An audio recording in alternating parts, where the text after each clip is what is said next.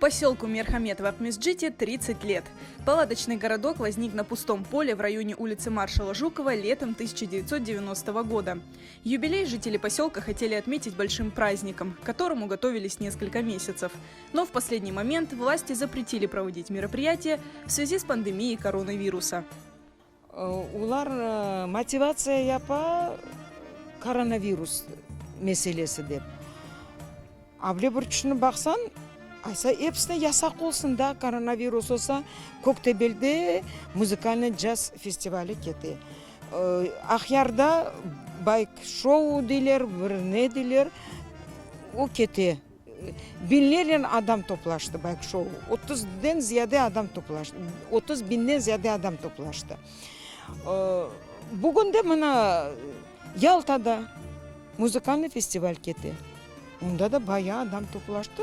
Ulara yasak dedi, bizge yasak. Biz ona da pollamayız. Nüçün ular bizge onu yasak etti. Жители Мерхамед привыкли к трудностям. В 90-м году они сначала стояли на пикете на площади Ленина, а затем заняли это поле на окраине Акмесджита.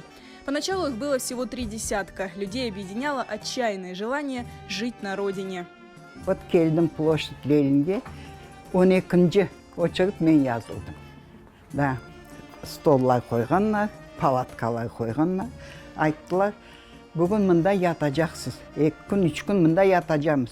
Bana bu beton üstünde, palatka içinde. 3.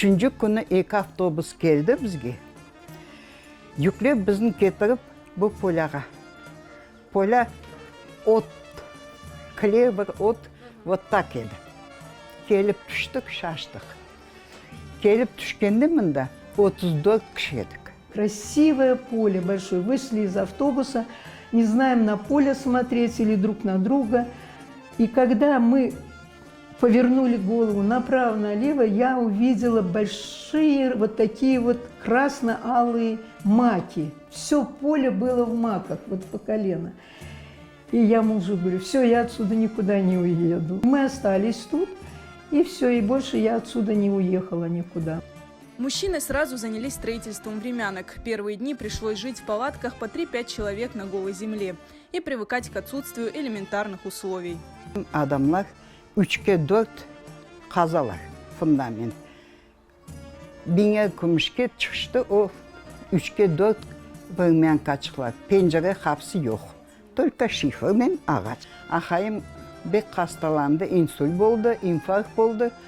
Svet yok, gaz yok.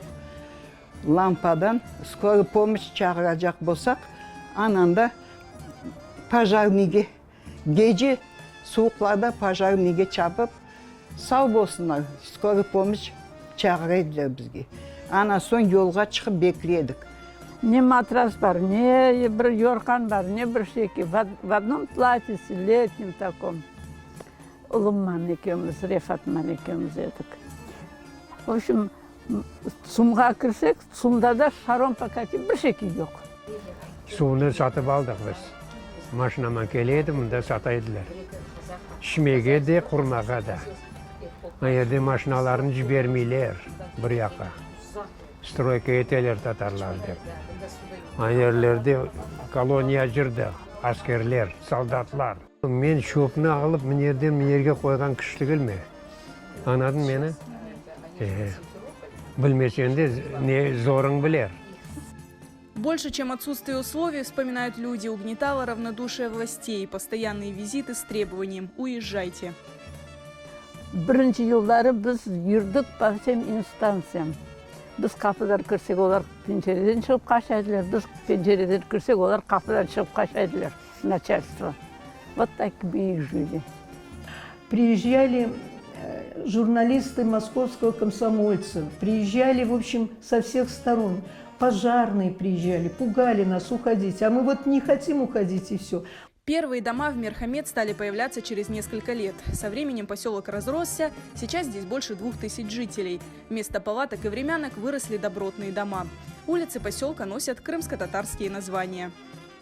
Çok kartlarımız, biz bir şey yapsak, cemaattan sorayımız, cemaattan birge yapamız, sokaklar adını biz özümüzü Kırım adlarını koymaya istedik, koyduk. Allah'a şükür Bu adlarımız buna hepsi hayri pisatlarımız adları buleni koyuldu. Buna her bir koyumuz 17 koy sokağımız var.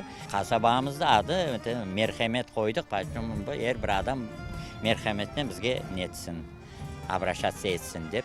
Жители поселка сумели сохранить ту сплоченность и взаимовыручку, что помогало им в 90-е годы. Yapılgan şeyler hep cemaate aksine olgan şeyler.